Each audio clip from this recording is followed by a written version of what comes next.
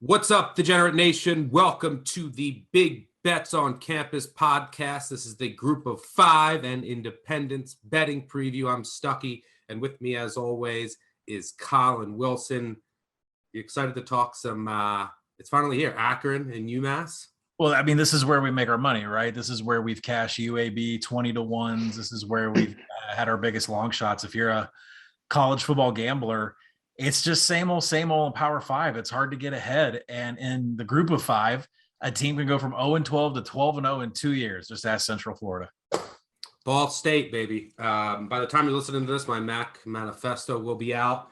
I do have another long shot, which we will be talking about. We'll close with the MAC. We'll finish up with the MAC. But we'll go through each of the Group of Five conferences, and independents, give our favorite futures, win totals, talk through them broadly.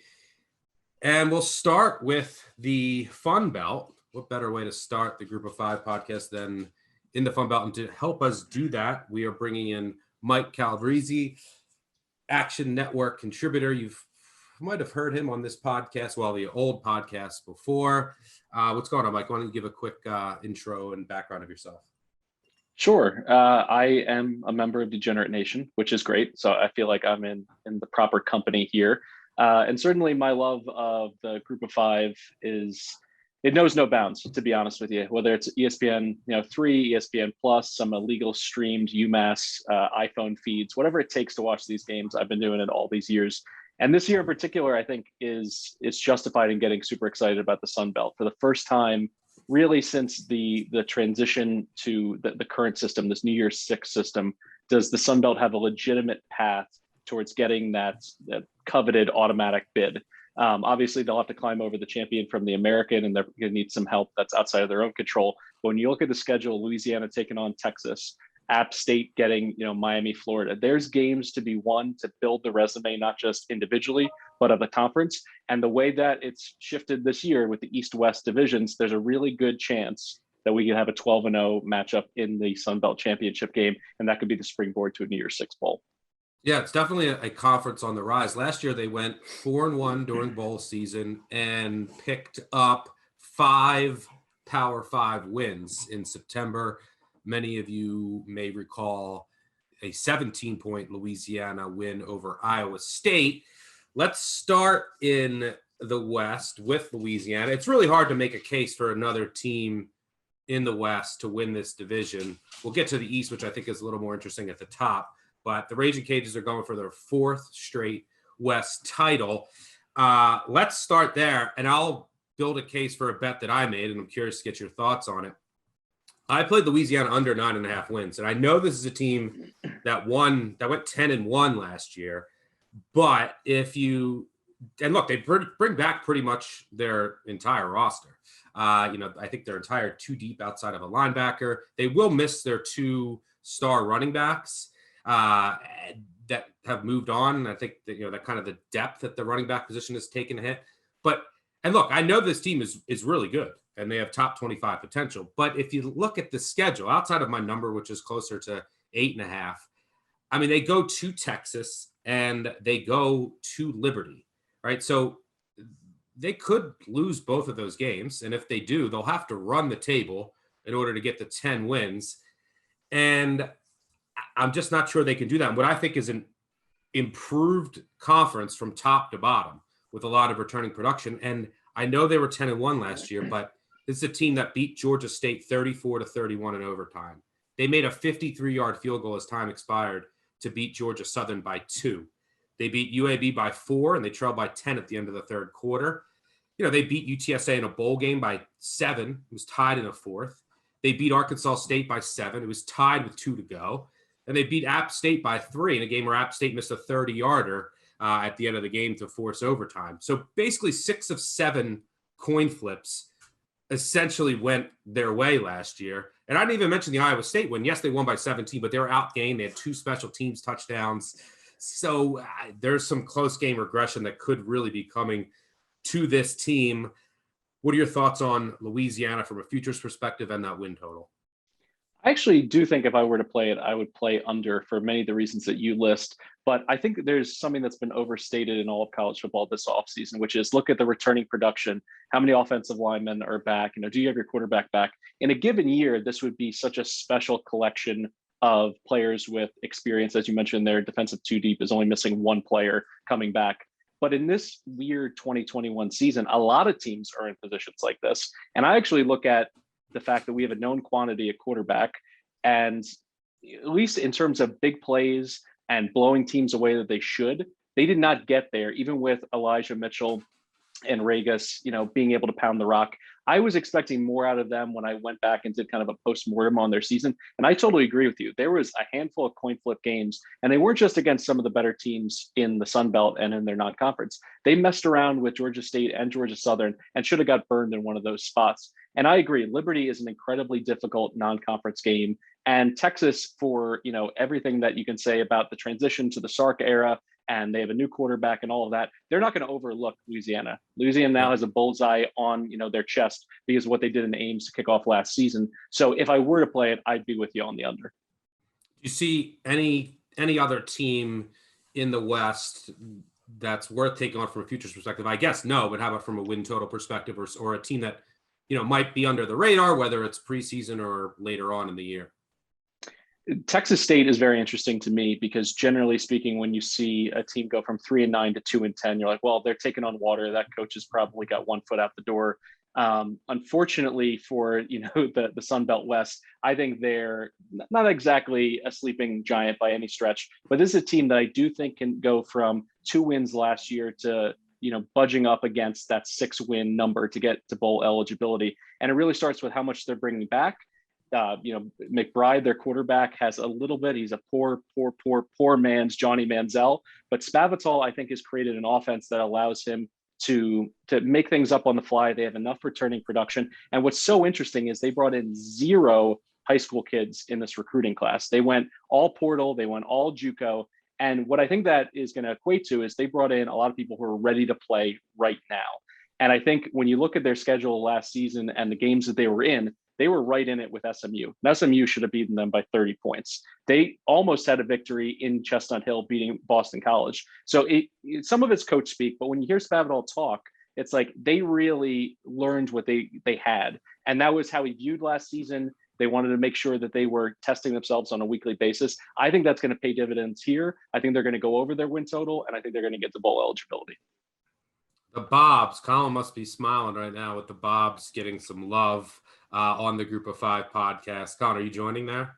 Yeah, of course. I absolutely join. I love Texas State. I believe in Spavital. I believe in everything that they brought in. It's just a matter of getting it all to work. And if you look at this team last year, plagued defensively, just some of the worst numbers in the league, 115th in defensive success rate. We know that defensive success rate correlates to against the spread numbers. 112th in defensive finishing drives. They're allowing everybody that crossed the 40-yard line to score. There's got to be a little bit of regression coming back to that number. They couldn't be any worse than defensive havoc either, bottom 10 in the nation. So I do think there's going to be a bounce back here for a Texas State program that has the talent. They just need to execute on the field. All right, let's move over now to the East, which will likely, I think, come down to a highly anticipated game between Coastal Carolina and Appalachian State in Boone. That game's at Appalachian State. And if you look at the updated odds for the Sun Belt winner, Louisiana is plus 110. Now that speaks a lot to their division, which they have a really clear path to getting to the Sun Belt championship game. Coastal Carolina is plus 160 and App State is plus 400, which, on the surface is a little enticing when you consider that they host the Triple C dynasty, Coastal Carolina. Coastal Carolina is loaded once again. Appalachian State is bringing in a new quarterback, so there's questions there, but they will get to host Coastal Carolina. Before we get to some of these, pesky teams that I think there are a few of in this division, what are your thoughts on the top between Appalachian State and Coastal Carolina? If I could have one question answered for me, I'd feel a little bit better about App State. And it is, will there be an open competition for that QB1 spot? Because Chase Bryce's turnovers last year haunt Duke fans, certainly. And it definitely is throwing cold water on what should be one of the most exciting offenses in the Group of Five. Because we look at Cameron Peoples and Corey Sutton and Hennigan and Jalen Virgil, who I believe was top 5 in Bruce Feldman's freak list. The guy's 6'1", 200 pounds. You know, he's an Olympic style runner. They're going to use him as a Swiss Army knife. It's just going to come down to quarterback play. So right now, you know, with Chase Bryce and also Heisman, who's been there, he's a super senior. He was a 2-star kid out of high school. So I'm just not sure they're going to get there quarterback play wise to be able to bring it all together, because honestly, these skill position players are so good that I think they are going to be in the conversation to run the table. They're going to have a game against Miami that's going to be incredibly challenging. But honestly, this has been a little bit of that Bobby Bowden, you know, Pat Hill, Fresno State energy, where it's like anyone, anywhere, anytime. And they've done that for so long. I don't think they'll be bullied off of that spot. Really, it just comes down to the number. I do think there's a lot of value in taking App State to win the Sun Belt at that, you know, exceeded number 4-1, depending on what book you're looking at. But Coastal still presents a lot of problems for them, and Coastal has so much coming back on defense. If they can find a way to fill in the gap for Taron Jackson, a consensus All-American, really the best player in school history, if they can fill in his havoc to a certain degree, maybe they do it, you know, a collection of players on the front at their bandit position. If they're able to do that, it's going to be a tall task, even at home in the most critical game in the Sun Belt East, with Appalachian State hosting the Chants. And you agree that App State has value, right, Colin? Oh, absolutely. I think 4-1 for the Sun Belt is an absolute play on, because as we saw when they met each other head to head last year, these two teams are really kind of mirror images of each other. I'm looking at the stats right now. They're both top 25 in offensive success rate. You know, App State was 37th in defensive finishing drives. Coastal Carolina was 38th in defensive finishing drives. But when you put them head to head up against each other, we said this on the podcast all last year. Nobody on Coastal Carolina's schedule can expose them in the rush defense perspective, because they finished 77th in opponent rushing success rate, but they were outside the top 100 and allowing explosive run plays. And we had App State circled as the team that could do it on the ground. Now there was some shenanigans at the end. There was a fumble, there was a turnover. Coastal gets the win. Lost that bet. I believe it was a +5 spread that we had to eat there with a turnover at the very end. But no, the more I look at these teams, they're almost exact similar to each other. They can run the ball for 9-minute drives, drain the clock, and never allow you to touch the ball ever again. So App State has proven, Coastal hasn't proven this because Jamie Chadwell's always been there, but App State has proven that they can sub in head coaches. They can sub in quarterbacks, and they just seem to have an advantage over everybody in the Sun Belt when it comes to trench, offensive scheme, special teams. And when I look at some of the numbers up against each other, this is still a Coastal Carolina team that's going to struggle with the rush defense. Tackling wise, they finished outside the top 100 last year, is where App State's in the top 10. It's just these little nitpick things that I kind of pay attention to. Like Coastal Carolina in line yards was 84th. App State was, much higher than that, top 50. There's just little niches from last year where App State has the advantage. It just came down to a coin flip at the end, and a turnover is what made the decision, and Coastal having that magical run. Now, I know people will look at that 4-1 on App State and say, well, they got to play Louisiana. That game is meaningless. Because if they beat Coastal Carolina, that's one loss over in their division. They would be the ones that go up to the championship game. Tell me the last time you had a 4-1 odds on the board on App State. Like, never, right? I can't remember. So I think this is huge value. I know they're replacing a quarterback. I'm not going to say, we have our value over replacement player with Zach Thomas. I don't think the gap is that large for what the talent that they have back. So I'm all in on App State here, and the hedge. I mean, if you're going to give me +400 here, I've just got to play Coastal, and that game should be about a money line. So it's an easy hedge for me. Yeah, the thing I'm still hesitant about is, Mike, as you alluded to, is Chase Bryce. From what I've seen, we know that Coastal Carolina, look, their Black Swarm defense, they do lose the Defensive Player of the Year, but is mainly intact. And we know that Coastal Carolina has a proven commodity at quarterback, and he has his weapons back as well in that dangerous, unique offense. So that's the one thing that gives me pause. I actually have more confidence that App State will get revenge against a Louisiana team they've owned. Yeah, completely owned over the years. And then last year they lose on that crazy with the wind, and they missed the 30-yard field goal. All right, but that's a Billy Napier thing. I mean, that's a Billy Napier. Why does Billy Napier interview for every job in the Power 5 and never get it? No one will ever answer that question. And it's a coaching thing. That's the reason why we never take Louisiana to win this conference, because he has the ability to unwin games. I don't know if that's a word, but for Billy Napier it is. But he has the ability to lose games. But no, games that he should win, he loses, and most of them have been against App State. But I mean, think of the number of jobs this guy's interviewed for, and he doesn't get the job. Yeah. All right. Well, with the rest of the division, you have those two clear teams at the top, but there's three pesky teams below them in Georgia Southern, Georgia State, and Troy, which won't be easy outs on a week-to-week basis. Mike, let me start with the team I actually played over on hesitantly. My numbers suggest that I should, and I did because I am high on them, but the schedule is brutal. I played Georgia State over 5, but if you look at the schedule, look, they bring everybody back from an offense that averaged a school record, I think, 34 points. And this is a team, they did have a bizarre loss to Coastal Carolina. I think they lost like 70-7, but they lost by 7 combined points to Louisiana and Appalachian State. They lost to Louisiana in overtime. So they were right there. They were 2-3 in one possession games. The road schedule is brutal. I mean, they go to Auburn, they go to North Carolina, and then later in the year, they have 3 straight road games against Georgia Southern, Louisiana, and Coastal Carolina. I mean, those 5 road games are brutal. They also get Appalachian State at home. That game is winnable, but if you assume they lose those 6 games, they have, and they take care of Louisiana Monroe on the road, they just have to take care of business at home to get to bowl eligibility. I think Sean Elliott has this program trending in the right direction, with the likes of Brown back at quarterback, Coates at running back, Pinckney at receiver. I love the talent on this offense. The defense has to replace 2 really important linebackers in McQueen and Strachan. But if they can do that, there's a team that can really stop the run and they can really get after the quarterback. I think that this is a sneaky good team that's going to get one of those games that they didn't get last year against one of the top teams. I think at the minimum, they'd find a way to get to bowl eligibility. The road schedule does scare me, though, too, especially if they get injuries and depth is hurt and they get beat up early. But I had to go over 5. Thoughts on them and or another team that you might be higher on of that pesky group in this division? In that gauntlet of scheduling that you mentioned, you didn't even throw in Army to get things started, which I think that's a pivotal game in terms of this total going over for the season for Georgia State.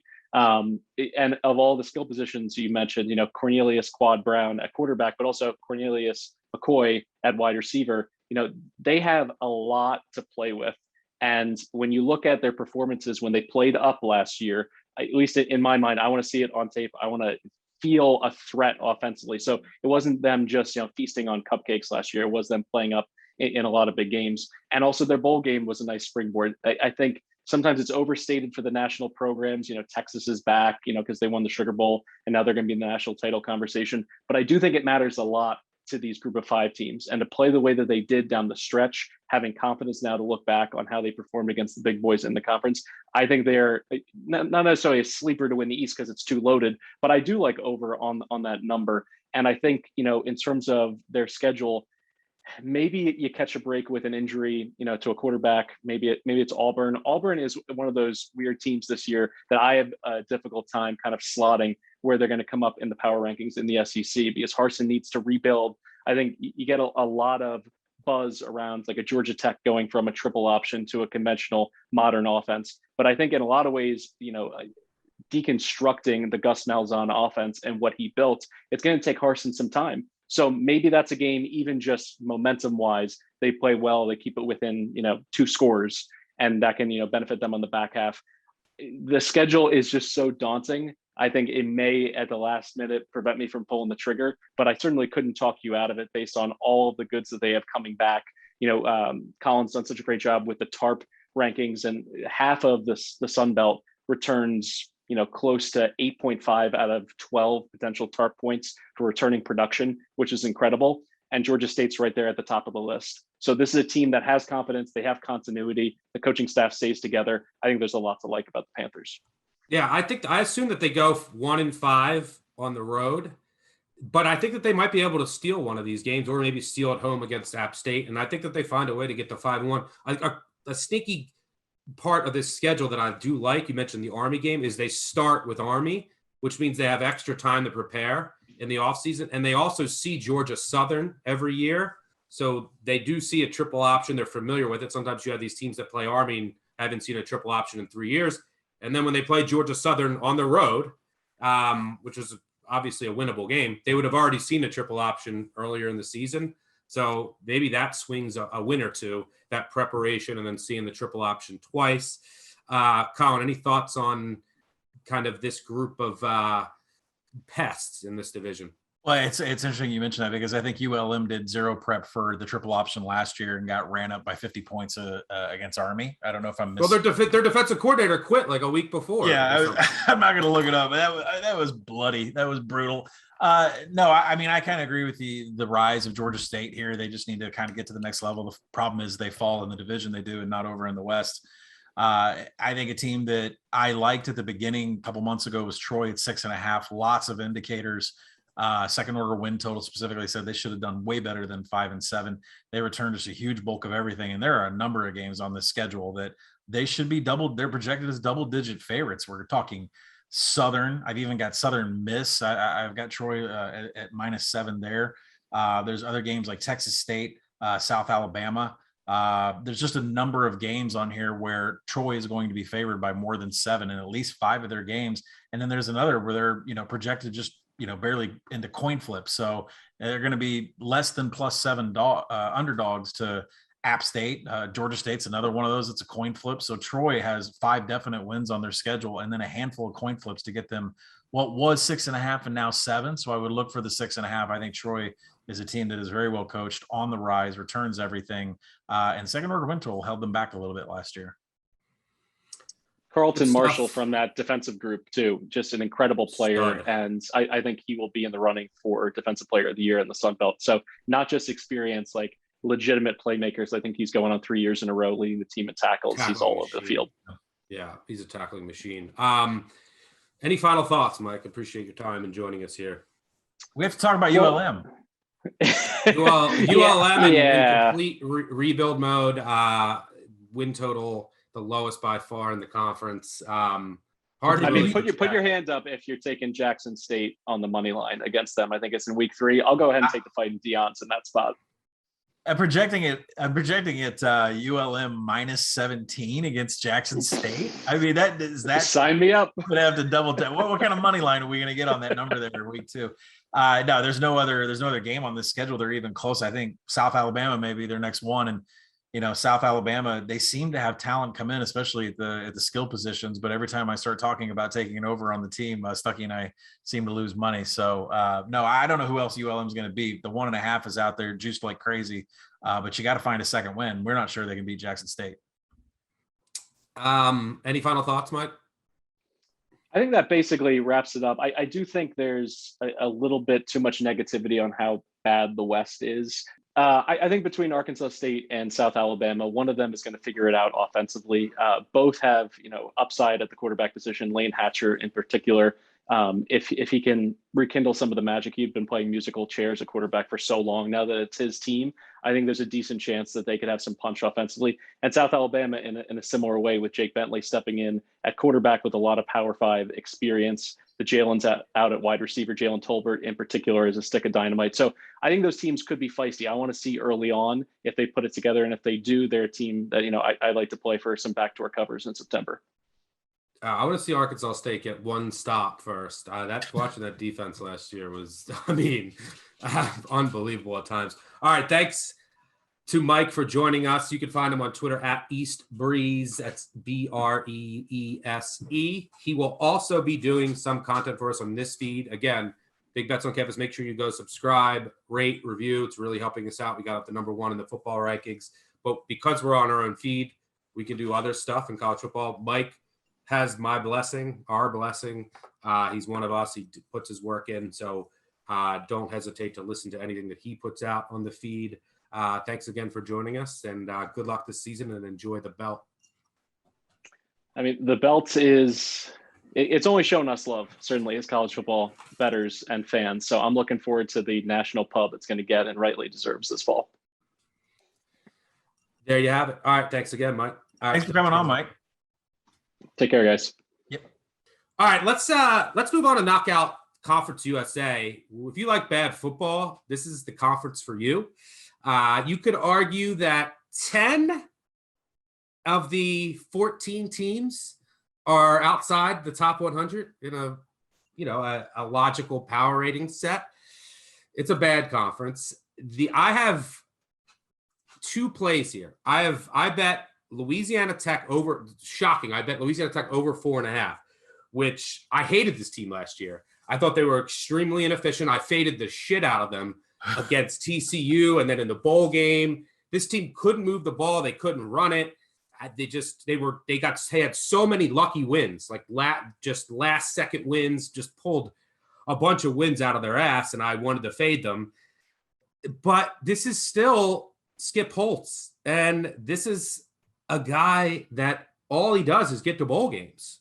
They've been to bowls in 6 straight years, and if you just look at their schedule, you could safely assume they go 1-3 in non-conference. They'll beat Southeast Louisiana at home, and you could say they'll lose to Mississippi State, SMU, and NC State. So in order to win fewer than 5 games, the win total is 4.5. They'd have to go 3-5 in league play. Holtz hasn't done that since his first year in 2013.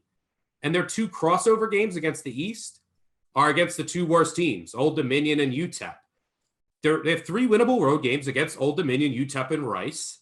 And then, they have home games against Charlotte, Southern Miss, and North Texas. So can they win 4 of those 6? I'm going to say yes. And that's assuming, they lose at UAB and they lose at home against UTSA. That's certainly not a lot. They could beat UTSA at home. Luke Anthony did suffer a bad leg injury at quarterback. Reports are he's going to be healthy. Look, I know that they're a regression candidate on the surface, but I just think there's value in this number. I think Skip Holtz will probably end up pulling out a couple wins they shouldn't have won, and they'll get back to a bowl. I show value in this number, which I was shocked by. The offensive line was just a mess last year, but I think it should be much better. I mean, it only returned 1 starter last year without a spring practice, and then they had injuries and COVID issues all along it. So now they can gel. I think it'll be a lot better. They have a new offensive line coach and has some experience. I think the offensive line will get much better. That'll translate to more efficient offensive results across the board. And I think Holtz will have this team ready to go. It's just what he does. He gets his teams to bowl games. So I went over on Louisiana Tech. The skill position players are meh, and they lost their top 2 backs, but they brought in Marcus Williams from App State, who's ran for over 500 yards in each of the past 4 seasons. So La Tech over 4.5. Any thoughts there? Never negate Skip Holtz's ability to cover as an underdog, especially when he's taking on teams that have larger spreads. He's pulled a few surprises in his life. So, yeah, I mean, lowest amount of returning production and transfer activity goes to Louisiana Tech, but still, I mean, this is a very well-coached team. They finished 27th in offensive finishing drives last year, and really Holtz didn't have much to work with. So I agree with you on that number. I have a couple of them I'll throw out for Conference USA, and then we will get to the meat of the sandwich in this conference. I do like Florida International to go over 4. Southern Miss, after a couple of interim coaches in the middle of the season, I love their head coaching change. I'm going to take them over 6. North Texas is absolutely on the downward spiral. Seth Luttrell not leaving for Kansas State when he did. Probably not the best in career moves now. The defense is spiraling out of control. 121st in defensive finishing drives last year. It's not getting any better. And so you can look for some of those. And this one, and a write-up I'll do on Conference USA, I love Marshall over 8. The new head coach, Charles Huff, comes from the school of Saban. Before that, he's at Mississippi State. He's been at Penn State. He's been around. This hire by them, I would question why Doc Holliday was out the door, but this hire of Huff was just universally, praised by everybody. And if you look at them, the offense is loaded with returning experience at 92% for a team that was 7th in havoc allowed. That's great for Grant Wells, because when you look at Grant Wells splits and he doesn't have pressure, he's as good as any group of 5 quarterback. It's when he has guys in his face that he starts to struggle. But this offensive line is going to take care of him. And so while Huff knows a lot about offense, it's really the defense that's going to lead this team and be one of the best in Conference USA. The units bring back their biggest names in creating havoc, and they were 14th in success rate and 4th in finishing drives. That's huge in Conference USA. So I like the win total over. The problem is they're hosting the team that I think is going to win this, and that is Western Kentucky. Go Hilltoppers, go Hilltoppers, go. 14-1, hit it. 12-1, hit it. 10-1, hit it. It's a good number all the way down to 7-1. I'll let you take it away, but really the Houston Baptist offense we saw last year is now in Conference USA. It's been married up with Western Kentucky, a team that already had a really decent defense. Western Kentucky and Tyson Helton finished 27th in defensive success rate last year and 26th in defensive havoc. And now you're going to give me an offense that goes like 600 yards a game. I can't say enough about how much I love Western Kentucky. We've all got tickets on Western Kentucky, right? Hilltoppers all the way. Bailey Zappi, who threw Look, this is a guy who put up. Let me say this again. Bailey Zappi. This is a guy who threw for 1,800 yards, 15 touchdowns, 1 interception in 4 games last year. 3 of those games were against Power 5 teams. One of them against Texas Tech in a 2-point loss. Houston Baptist lost by 2. At Texas Tech, he threw for 567 yards. If you look at his numbers against Power 5 teams in the past, they're excellent. So, Western Kentucky, Pigram didn't work out. The Maryland transfer quarterback, their offense was abysmal, awful. So what did they do? They essentially brought one of the most prolific FCS offenses and brought it in to Bowling Green, which is where Western Kentucky is. So they just took an offense and brought it in a air raid. So they took their offensive coordinator, the quarterback, Zappi, and their top 3 receivers. Yes. So, and they're going to implement an air raid. So will it work out? I don't know, but it can't be any worse. And it's just a very high variance team this year. They also lost, a decent amount of production at linebacker and the defensive backs. So I do like some of the transfers they brought in.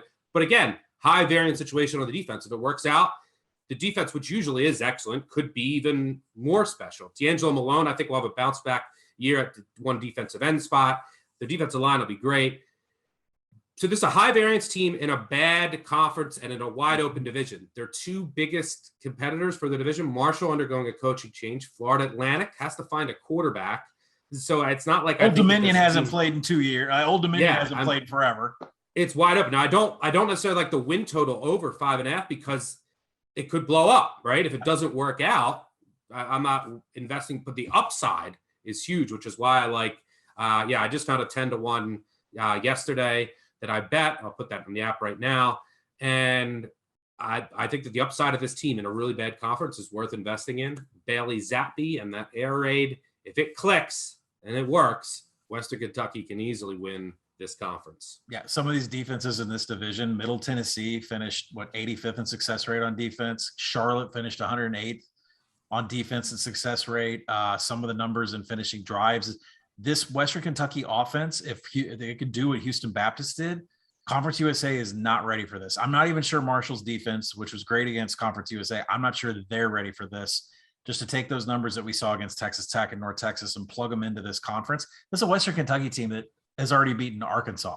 Just the defense alone under Tyson Helton was good enough to beat a Power 5 program like Arkansas. Now you're going to plug in this offense. Does that count as a Power 5 win? Or baseball. Hey, look, the San Jose State win over Arkansas was a signal of things to come. Yes, maybe that's absolutely the case for Western Kentucky. And Marshall, who knows? Grant Wells. Which Grant Wells are we going to get at quarterback for them? All right, so we're all Toppers fans this year. All right, let's move on. Let's knock out the independents. And I am hilariously going to make a case for UMass over 1.5 wins. And I laid minus 150 to do so. So really, for those of you that are listening to this on a podcast, Stuckey is doing this podcast in a UMass t-shirt. And I am sure that the gift store that sells these t-shirts said, holy shit, an order for a UMass t-shirt to Kentucky? Let's ship it immediately. Day 1, priority. It did come quick. So I actually think that there's some reasons for optimism in Amherst. Now, this is still a bottom 10 team. They still stink, right? But I don't think that they're the worst 1 or 2 teams in the country. They're not the worst. The worst, I think, clearly is New Mexico State, who got blown out by Tarleton State in the spring. But UMass actually finally has some depth. 2 years ago, in Walt Bell's first year, they only had 75 guys in camp. This camp, and then they had a shortened 2020 season. They weren't going to play, and then they added 4 unwinnable road games. I think they only scored 12 total points. They got outscored by, I think, 100 total. It was a terrible year. They scored 1 offensive touchdown. But this year, they played 4 top 25 defenses all on the road. They weren't going to win any of those games. But they finally have some depth. They have 110 guys in camp. They might finally have a quarterback as well. In the past 2 seasons, Walt Bell's first 2 seasons, they used 7 different quarterbacks, and they went 1-15. That one win was a home win over Akron. This year, they bring in Tyler Lytle from Colorado. I think he was an ESPN 4-star prospect. He's the most talented quarterback they've had in quite some time. So they might finally have some stability at quarterback with Tyler Lytle. And I like some of the transfers they brought in, specifically at offensive tackle and in the secondary, that I think will help. And the most important thing is, look, the team still stinks, but they have 4 winnable games on the schedule. I mean, let's look at the schedule. They play UConn at home. Very winnable. UConn didn't even play last year. Didn't even play in the spring. They play Rhode Island and Maine at home. Both winnable. Mm-hmm. Rhode Island and Maine, for reference, were picked, I think, 6th and 9th in the CAA. And then a 4th winnable game is at New Mexico State. So they have 3 winnable home games against UConn, against Maine, and against Rhode Island. And then they finish up the year at New Mexico State, who I think is the worst team in the country. The best part about that, not only do they have 4 winnable games, they all come after week 6. So this is a team I think is improving. So now that, they get into the season, they're going to get blown out. As long as they don't take too many injuries early on, I think at the minimum, they're getting the 2 wins. I wouldn't be surprised if they win 3 games. I think that there's value in over 1.5 minus 150. Give me UMass over as my favorite and only Independence bet. Thoughts, and what do you got in Independence for us?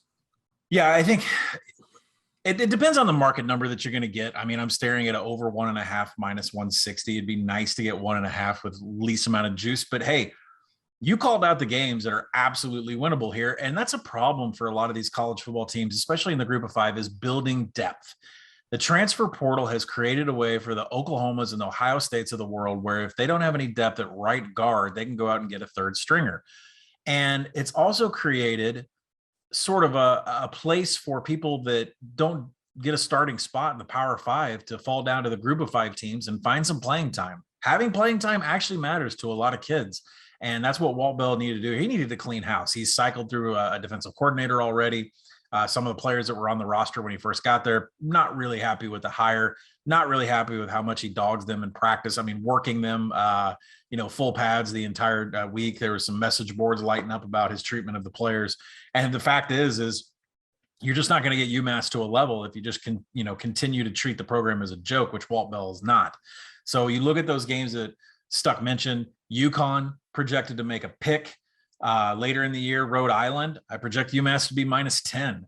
Against Maine, the Black Bears, minus 23 for UMass. That's crazy to think they can cover a spread that big, but that you mentioned where Rhode Island and Maine are projected in their own conference. And then New Mexico State, right now, that's projected at minus 4 for UMass on the road. We don't really know what we're going to get down there with the Aggies, but there are chances here. And we don't know where UConn will be after missing a whole year. We don't. And there is a chance that this team, UMass, can win 4 games. So I would actually suggest maybe finding a 2 and maybe finding juice on an over.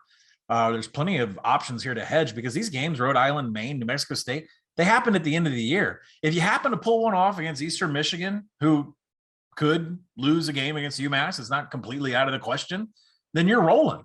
So I would actually skip the 1.5 in the juice. I'd go find a 2, maybe find some plus money. I think I'm going to join you. If you're going to put this in the app and you find a good number, let's both do it together. Let's like UMass, the team of the year, the junk team that we like to support. It was UTEP for a long time. Picks up. They're solid now. They can win at least 3 games. We're out of their backyard. It's on to UMass, baby. Don't make me regret this shirt purchase. This will be a fun bet to sweat all year. The militia. Colin, and it's a good win total I like because it's not like just 1 or 2 games I'm relying on. It's like 4 games. I think that they can win 2 of them. All right, so I'm going UMass and Independence. I think you're going to sell Notre Dame. Where are you going with Independence? Yeah, I'm definitely selling Notre Dame. I think one of the first pieces I wrote this year was under 9 on Notre Dame for a ton of reasons. Clark Lee leaving as defensive coordinator. And, go download the favorites, Chad's podcast, Chad Millman, our fearless leader. And I talked plenty about Notre Dame and the under there. 8.5 still in the market. I think it's good down to 8. So I would definitely hit the under. Liberty, I don't even know what to do with Liberty. This whole idea that they could be undefeated going into Ole Miss, Hugh Freeze going into play Lane Kiffin it gets me excited. Like we were the first couple of weeks of August and I'm getting excited. Like I want to run through the house thinking about Hugh Freeze going back to Oxford, Mississippi, and how many burner phones he'll have on him. Will he be in a bed? Will he be in a bed or in Yeah, wheel him on in. So Liberty 93% returning production and transfer portal activity on the offensive side, led by Malik Willis, one of the best quarterbacks, not just a group of 5, of all of college football. The defense returns 83%, top 50 in success rate. They really locked down in the red zone. They were 23rd in defensive finishing drives. That's limiting points for opponents past the 40-yard line. I think Liberty goes into Ole Miss undefeated. So do what you want with that win total. I've got it at 9.3. They're legit this year. For all intents and purposes, I think I'm staying away from Army. The defensive numbers, it's a really hard team to grasp because success rate doesn't apply to Army. And the reason is because success rate is bound to being at 2nd and 7 and 3rd and 4. But there's a huge uptick in college football right now to go for it on 4th down. Army started this trend a really long time ago. There are other head coaches that are catching on that have made the decision that 4th and 4 and 4th and 3 are downs where you're just going to go for it no matter what your field position is. And so success rate doesn't really apply to Army because they're on a different clock. They're on a different schedule when it comes to moving the chains. I've got them, at 8.3 so far, a no play here. I don't want to and returning production means nothing for these service academies. You just, you never really know. It's hard to project. You'll see in the first couple games, even if they lose 5 offensive linemen, they could have 5 offensive linemen come in and then they're ready to roll. Replacing the backs, usually they can just, I tend to stay away from all service academy totals, win totals. Yeah, I agree. And then the last one I'll mention on the independent scene, I'm not jumping on this whole BYU, they don't return anything. Zach Wilson's gone. All the weapons are gone. The Romney kid is, everybody's gone and the defense is gone. Listen, I'm not going to go down that path. To me, it's narrative street in the year of super senior to say, well, they lost everything, so they're going to suck. That's not necessarily true. I mean, Sataki is a great coach. The problem that I have with BYU, and remember the age of the kids on this roster. They're not fresh-faced, non-shaving 18-year-olds on this roster. They're going to be fine. The problem that I have with BYU is losing offensive coordinator Jeff Grimes. He was responsible for a lot of the things that have been going on with Zach Wilson. That perfect potato bowl that he even threw a couple of years ago was architected by Jeff Grimes. He's gone now as offensive coordinator, and that makes me want to take a lot of first half unders in individual games on BYU. So rather than play the total on them, you can expect to be hearing me on the podcast saying BYU's playing. I think I'm going to play a first half under on the total because I don't think this is going to be the same offense that we've seen the last couple of years. It's under new management, and Sataki's a defensive coach anyways. He does a great job there. So that's it for the independents. Yeah, I'm pretty close on all the numbers outside of UMass. Notre Dame, I'm actually pretty close on. And I know that you love Clark Lee. I actually love Marcus Freeman. So yeah. How does that help now? There is. But we're moving. We'll see. It's going to be tough, and we'll see what he can cook up and how quickly he can transition that defense. I have more questions about the Notre Dame quarterback situation, but I'm pretty close. Odd number there. All right, let's move on to the AAC. This is quite easy for me and simple. Cincy's obviously the clear favorite.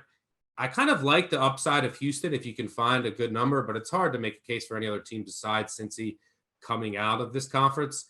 My love is all for SMU, and I bought them numerous times at over 6 at various prices. I just love this offense. They lose their quarterback. Shane Buechele is now on the Chiefs. And I waxed poetic about this on our original Win Totals podcast a couple weeks ago. But look, I think they have a top 25 offensive line that has like 130, 140 returning starts. They have a top 25 running back room, and they arguably have a top 25 receiving room when you include their tight ends. They bring in Grant Calcaterra, a highly recruited kid from Oklahoma. If he can avoid concussion issues, he's going to thrive in that Sonny Dykes air raid. And then Rice comes back, Roberson comes back healthy on the outside. This offense is electric. And then they have 2 quarterbacks who could potentially emerge as the starter. Tanner Mordecai, a highly regarded quarterback from Oklahoma. Lincoln Riley's brother is the offensive coordinator for SMU. He handpicked him and obviously talks to Lincoln Riley, so thinks that he can come in and thrive in this offense. And they have a highly touted freshman in Preston Stone who could also emerge as the quarterback. So I'm not too worried about the quarterback situation. I also think the defense, which is aggressive and will cause turnovers, but has a ton of holes and will get burnt. They bring in my favorite defensive coordinator in the entire country. So, and with Jim Leavitt, we all saw what he did at Florida Atlantic last year. I think that defense now takes a big step forward under the tutelage of Leavitt. They brought in some Power 5 transfers that I like. A linebacker that started at Oregon all of last year that comes in. Dykes is really recruiting well. I think that they have a wide receiver coming in next year that turned down like Alabama and LSU, top 10 receiver in the country. So this is a team that's on the rise. The schedule's brutal, but I think they at least get to bowl eligibility. So only bet for me in the AAC is SMU over 6. I think this is an 8-win team. What do you got in the American? Yeah, 100%. Everybody should go and bet SMU over 6. I agree with Stuck on. I'm at 6.9. Not to mention that when they do happen to run the ball, Ulysses Bentley, his first team All ACC, he had like 170 rushing attempts. He had 31 missed tackles. This schedule, I mean, 5 clear-cut double-digit favorites in their first 6 games, and then a bunch of coin flips to get the over. So I love that play. There's a lot of plays for me in the AAC. It all starts at the top of Cincinnati. I can't go into enough about having the shutdown corners that they have. The only team in the nation, I'm including every team in the nation that's better at the corner position, is LSU. That's it. So Cincinnati returns 82% on the offense, 72% on the defense, while the corners are the story on the defensive side of the ball. Desmond Ritter's Ahmad Gardner, best corner in football. Yeah, I mean, absolutely. And that goes with Kobe Bryant too. That's not hard to forget that name on the other shutdown corner, but Desmond Ridder, just a level of explosiveness that we did not see coming last year. After a couple of years in the system, has a 19-6 TD to INT ratio and a quarterback rating that jumped from 82 up to 106. He had 12 big time throws and only 6 turnover worthy plays. That was in a clean pocket. Listen, if you want to go down to the number, you think, well, I mean, Colin's telling me to take Cincinnati to win AAC, but what's the price point? And that's a really good question, because this originally opened up at -160 when I was out in Vegas on Memorial Weekend. And now I'm seeing numbers fluctuate between -170 and -220. Let me be clear. There's not a lot of competition here. There's no more divisions. It's now like the Big 12. The top 2 teams are going to face each other in the conference championship game. The team that's the number 1 seed is the host. That's where it's even more advantageous to Cincinnati. They could host the damn game in Nippert. So there is nobody. I mean, UCF travels there. There's some competition there, but Tulsa's got, plenty of defense remaining besides Zaven Collins. Cincinnati is a buy up to -220. And the reason is because in the championship game, that's about what the money line price is going to be. So if you see -170s out there, I saw them out there today, I would hammer them. I've already hammered them for a dime myself. No real play on Central Florida with the head coaching change with Gus Malzahn. Win total of 9.7. It's listed at 9.5. I think the one thing that we need to keep our eyes on is GJ Kinney. That was the hot name at Hawaii last year when you and I wanted to bet on go-go offense, right? The go-go spread. It just didn't happen because now Todd Graham's doing his own thing. We'll save that for the Mountain West conversation. So keep your eyes on what Central Florida's doing there with Kinney as offensive coordinator, whether he's running Malzahn's plays or Malzahn's running himself. I can actually make a case for Houston here. There's no Central Florida on the schedule. There's no Cincinnati on the schedule. The problem is I make the number 8-4, and it's about 8-5 across the board. I do love Tulsa. They lose Zaven Collins. It's a number I projected 7.5, and the market's at 6.5. Davis Brin is now the quarterback. If you don't know that name, he's the guy that came in and threw 3 touchdowns in that unbelievable, crazy Tulane game. He came in the fourth quarter down in Skelly and threw those touchdowns. Seth Boomer is going to remain the backup, and Davis Brin is now the starting quarterback. I think what's important to know is that they do lose Zaven Collins, and that accounts for about 18% of the defense that they'll be missing. But there is a ton of havoc coming back to this team. 74% returns on defense. They're top 20 in advanced stats and everything from success rate to finishing drives. They have players like Kendarin Ray with 7 pass breakups. Justin Wright had 7.5 tackles for loss, 4 sacks from Anthony Goodlow. There are a lot of players on this Tulsa team that can fill in for Zaven Collins. So I like over 6.5 on Tulsa. I would play it up to 7.5. Once you get outside there, it's really some bad teams and I just couldn't make a case to go over some of these low numbers. I mean, when you see totals as low as like 3.5, you look for reasons to play on. I couldn't find that with Navy. I'm not sure how they get over the posted total of 3.5. I mean, last year it wasn't great to be tackling tires in the offseason, getting ready for BYU, but that's, I'm kind of wiping away Navy's numbers because offensively they're plug and play. They just find guys to run the triple option, teach them how to do it, but they haven't really identified that. And if you look at them, the last 3 games, Navy allowed just 14 points against Memphis, Tulsa, and Army. They get their top 9 tacklers back, but they were 126 in defensive havoc. They're not taking the ball away from anybody. They didn't take the ball away from anybody in those last 3 games where they actually showed up. Their winnable games are Air Force, maybe East Carolina, not Marshall. I just can't see a way to get to 4 wins on this Navy, so I'll take under 3.5 there. The last I would disagree just on that one. I mean, my number is right around where it is, but it's just really hard to project these triple option teams. I mean, Navy in 2018 went 3-10. The next year they went 11-2.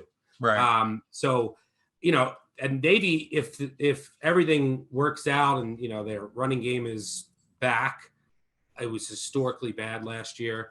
Then all of a sudden, they could be in any game with anybody. You have these 10-minute drives and condensed games. So I have to stay away from the Service Academy win total. But go ahead. Yeah, it's actually kind of crazy on Navy because all this great red zone, I don't want to call it luck because they actually executed, but a couple of years ago, I think they were shooting 90% in the red zone and scoring touchdowns. Like TD scoring in the red zone was like all-time legendary stuff. Last year, that kind of fell apart. So under 3.5, I'm going to do some shopping around, see if we can find maybe a 4, but Navy is a team I'm looking on the under, but a real under that I cannot make how this team gets to 4 wins with a posted total of 3.5 is South Florida. They went 1-8 last year under new head coach, the former coordinator that came in from Clemson. Jordan McLeod is now transferred over to Arizona. Now Katarvis Marsh and Cade Fortin combined for just 18 completions last season. So we have no clue what we're going to get under center. Both sides of the ball are below national average in returning experience in a year that's based on super senior. Even South Florida can't get any of that back. The offense was just an unmitigated disaster in 9 games. We're talking 106 is success rate, 125th in finishing drives. Only 127 teams played, so it's kind of hard to be that bad. 119th in havoc allowed. That just doesn't fix itself overnight when you're constantly got people in the backfield fumbling the ball. With McLeod gone, you can only blame so much of this on Jordan McLeod at quarterback. This offensive line was still 110th in sack rate. They were still 105th in line yards. It all starts in the trench. They don't have it. They haven't fixed it. Jeff Scott called Cam Aiken in from Clemson. It's going to be the Bulls running back coach. But this is still an offensive coordinator that has minimal experience. And Charlie Weiss Jr., I know he was at Florida Atlantic, and I know Glenn Spencer was there at the time, and they won that bowl game for FAU once Kiffin left town. But other than that, I mean, these are a bunch of coaches that are searching for answers here on a 1-8 team with a trench that is not producing. So if you look at their schedule, who's South Florida going to beat? Florida A&M.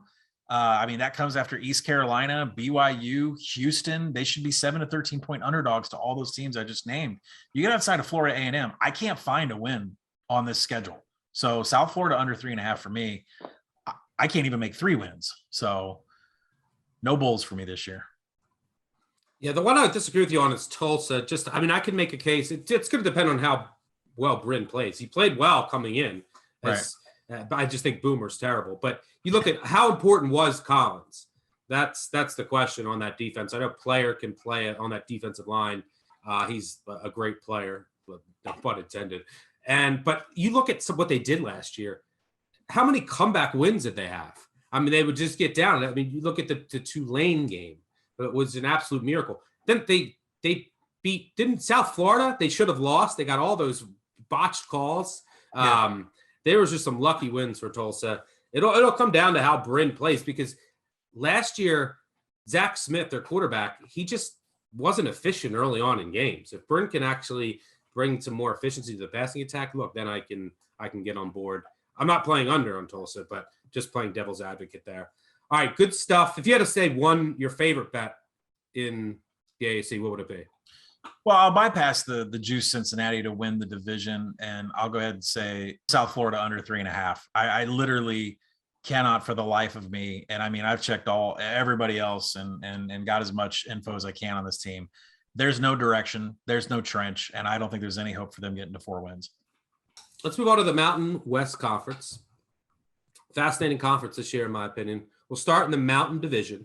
Air Force, Boise, Colorado State, New Mexico, Utah State, and Wyoming. Yeah, sub-team Air Force, it's all right. They got to replace. They bring a lot back. They had a bunch of kids who didn't play last year, basically their entire defense, and who are all going to be back this year. Last year, they had basically just their offensive line returning. Well, now they get everybody back except their offensive line, which is the strength of the team. How well can they replace their offensive linemen? Again, really hard to project. Service Academy team, I want no part of it. New Mexico's still rebuilding. Utah State as well. Colorado State, I think, is still trying to figure out where they want to go. So I think this really comes down to Boise State and Wyoming. Personally, I think if you can find like a 12-1 in Wyoming, I think it's worth a find. They do travel to Boise State, but this is a team. Can their quarterback stay healthy? Can Chambers stay healthy? He's had 3 season-ending injuries, but look, it's a really experienced team with a great home field advantage, and they get a lot of opt-outs on defense back last year. Their defense was a lot better last year than I thought after they had a bunch of key opt-outs not play. They're all back this year with a defense that was really stingy. Wyoming's a really interesting team. Boise State's clearly the favorite. I actually went under 9 wins on Boise, -110 and -115. Look, and first of all, they're going through a coaching change. They're going to have a new offensive coordinator. They do have 2 quarterbacks back with experience, and Hank Backmeyer and Jack Sears. I'm just not a believer in Backmeyer. I think he's going to get the nod to start. If he's ineffective, maybe Sears comes in. He's just so inconsistent. That offensive line, I still have questions about as well. I know they have really talented receivers on the outside, but even if you look at the defense, a lot of experience up front, but they lose their 2-star corners, one of which is one of the all-time great returners on special teams in college football history. They'll miss him there. There's a lot of questions I have about this Boise team. Look at the schedule. They start at Central Florida, and I think that line opened like 7-10. It's down to 3.5, 4, but they're underdogs in that game. And then they come home for UTEP, but then they get Oklahoma State at home, and they'll be dogs in that game. And then they go to BYU. Game could go either way. So wouldn't shock me if they had 3 losses in the non-conference portion of their schedule. So, they could easily go 1-3. I think they probably end up going 2-2, but it wouldn't shock me if they go 1-3. They do get Wyoming and Nevada at home on the Smurf turf, which is important. They could drop those games, but they'll be favorites there. Wyoming also has a bye week before going to the Smurf turf, so that's something to consider as well. And then they have road games against Fresno and San Diego State in the season finale. They could easily drop one or both of those games. So really it comes down to a numbers play for me. I make their win total closer to 8. And look, they could start 1-3 in non-conference play. And the worst you could do is push. And you still got to worry about Nevada, Wyoming, San Diego State, and Fresno State on the road. So I'm selling Boise. Do you agree there? And then what do you have in the Mountain Division? I make it 8.4 on Boise, but that's not the reason to take the under. To me, you're taking a lot of new ingredients and you're throwing it in the pot, and you're still expecting the meal to be perfect as it always has been. So you've hired in Andy Avalos, former defensive coordinator here, moved on to Oregon defensive coordinator there. Now he's the head coach, and obviously all he knows is defense and how to create havoc. And so he needed an offensive mind. He went to UC Davis and got Tim Plow. And he comes in as the new offensive coordinator. He's the former UC Davis offensive coordinator, and he had some really productive seasons in FCS. But what needs to be known is that UC Davis threw about 45 times a game. They throw a lot. So this whole Boise State, rushing the ball and kind of having an attitude that we're going to, put it down your throat, that's gone. The new Boise offensive frame mindset is going to be passing all the time. They got a quarterback in Hank Bachmeier that can do it, but what's that going to do to the defense? So, Boise's going to be pass happy. They return 80% on both sides of the ball. I just think it's priced way too high. You're going down to humid Central Florida, down to Orlando, when it's still going to be like 95 degrees. And then you're hosting Oklahoma State. So you don't have a lot of room for error in a Mountain West conference, to me, that is highly improved. Like, I love a lot of the teams in this conference. One of them is Wyoming, and I'm going over on Wyoming and the 7.5. I lean on the under for Boise. I'll let you take that one, but I'm going to go over on Wyoming. I'm not exactly sure if they can go up to Boise and actually win that game, but this is the 8th year of Craig Bohl. He returns 95% of his offense. They lost Sean Chambers like on the first drive, but they get him back. They have depth at quarterback. They have depth in the trenches. The defense comes back after putting up some pretty scary numbers. If you look at who Wyoming draws from the West Division, it's 2 of the bottom seller teams in Fresno and Hawaii. We don't know how Fresno is going to be, how good they're going to be. We'll talk about that in a minute. But that Friday night trip to Boise on November 12th is really going to dictate the division. That's why I'm opting for the win total. Sean Chambers was hurt in the first series, and that got Levi Williams in. He had 110 quarterback rating, despite injury in the last 2 games of the season. The entire backfield returns, and there's some explosive weapons on the outside from Aiden Eberhardt and Isaiah Nair. Tight end Trayton Welch had just 5 catches, but he averaged 19 yards per catch. So maybe they'll go to the tight end a little bit more. The defense is solid, one of the best trenches in the group of 5. This is a number I projected 8.5. I think they're going to go over. There's a lot of games on this schedule where they're going to be live dogs. Some really short spreads from an underdog perspective. I believe in Craig Bowl, and besides that Boise game, I think they could probably win them all on schedule. Yeah, don't hate going over on Wyoming. Love Valladay, their running back there. And like I said, that defense should be loaded after getting some of the opt-outs back from 2020. All right, let's move on to the West Division. I'll make a case for my Wolfpack, Nevada, plus 500 to win the Mountain West Conference. I don't like the win total over just because the schedule is vicious. I mean, in the first 4 weeks, and I misspoke. I said Wyoming has a bye before going to Boise. Nevada actually has a bye before going to Boise. But within their first 4 games, they're at Cal, at Kansas State, and at Boise. They do get Idaho State at home, but they could lose all 3 of those games. They do at least get a bye before Nevada, but it's just a brutal road schedule. They also go to San Diego State, to Colorado State, to Fresno State. Now, a lot of their games at home are winnable, and they do get San Jose State at home, which is in a revenge spot from last year, which is huge for the division and could end up being the tiebreaker. I ultimately think it will end up being so. But I have this team power rated as the best team in the conference. So I'm taking the upside. These coin flip games early on in the non-conference, where they're slight dogs, I don't want any part of the win total. But I love this team. I think we'll start on the defensive side, which hasn't been their strong suit in recent years, but I think they finally have some more bulk up front of the 4-2-5 defense. Dom Peterson is a stud. I like some of the transfers they brought in for the secondary. So I think the defense is going to be improved, and that offense is just a rocket ship. I mean, one of the reasons I bought into Nevada all year last year was Carson Strong was potential at the next level. Who knows? He could end up going late first round if he has a hell of a year this year. He just exceeded all expectations in the second year of that air raid, which I expected him to take a big jump. I didn't think he would be that good. Romeo Doubs had a breakout year at receiver, and now they get Elijah Cooks back, who might be their best NFL wide receiver prospect. He comes back. Now it's hard to double Doubs on the outside. Cole Turner is a monster at tight end. Experienced offensive line. I mean, this offense is going to score. 3rd year of the air raid for Carson Strong leading that offense. Good special teams unit. Schedule's brutal, but they do get a bye before going to that Boise game. And most importantly, they host San Jose State, who I think is going to miss their 2 stud wide receivers, Trey Walker and Bailey Gaither, more than people are anticipating. I think Nevada gets that game, which is the difference in the division. And I'm lower on Boise than most, so screw the division, screw the win total. I'm going plus 500 to win the Mountain West. Go Pack, go.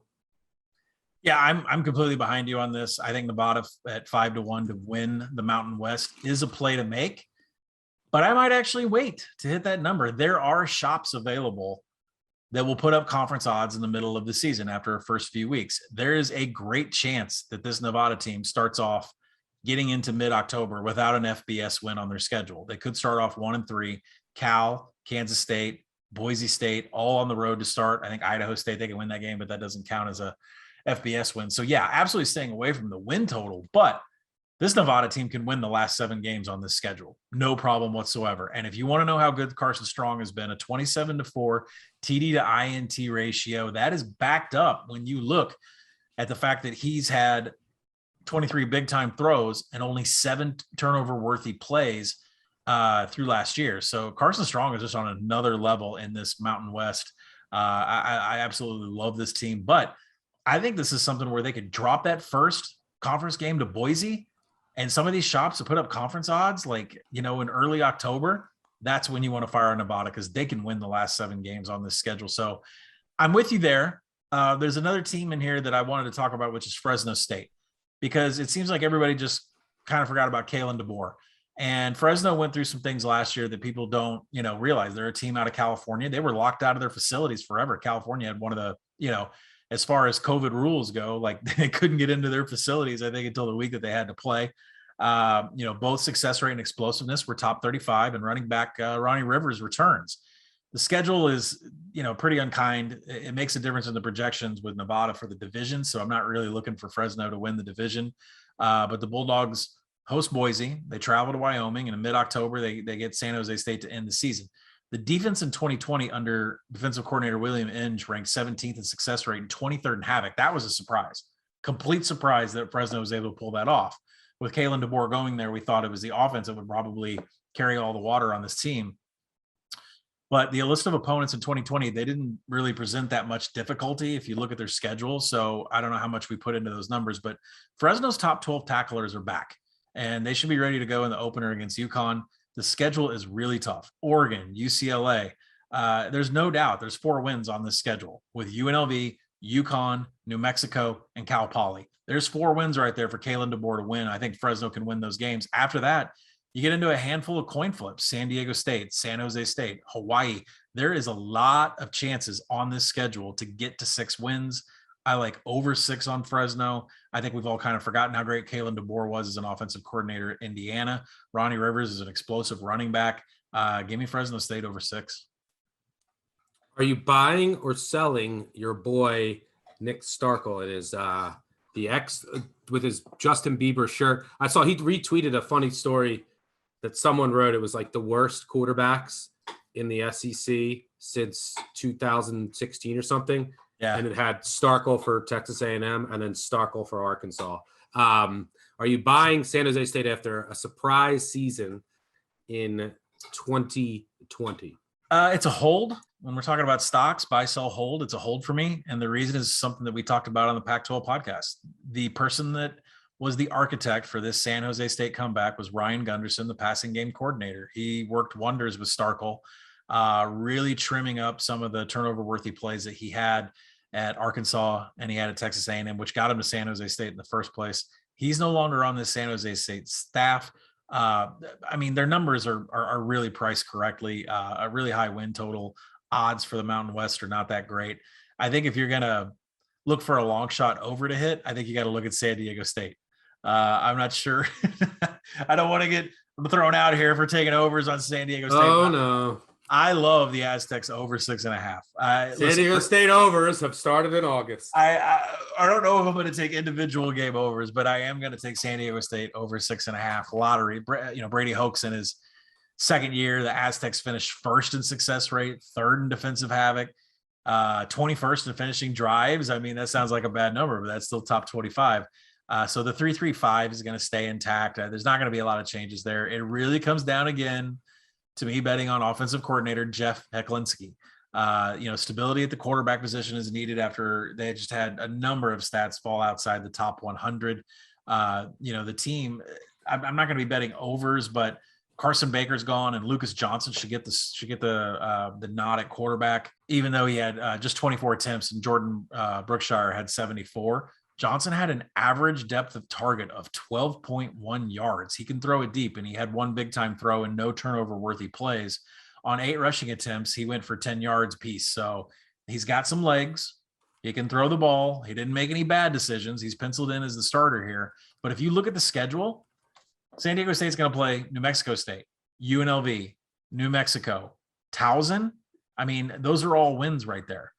Once you get past, and just the defense alone could win that. No matter if we get anything from the offense or not, those are wins.